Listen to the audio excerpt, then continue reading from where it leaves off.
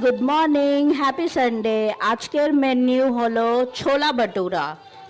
তো ছোলা প্রিপেয়ার হচ্ছে, তার জন্য আমি ছোলা সেদ্ধ করে নিয়েছি তেজপাতা আর গরম মশলা দিয়ে।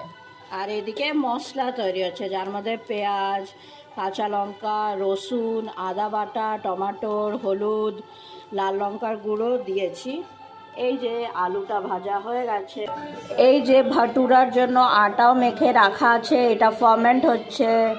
আর এই যে স্যালাডও কাটবো, তো ওইটার জন্য এগুলো রাখা আছে।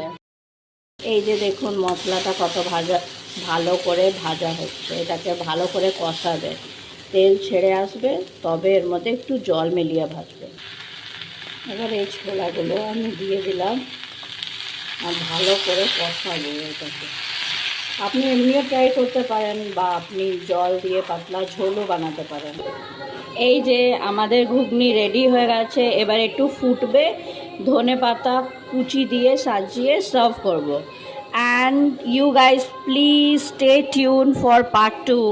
By bye, happy Sunday.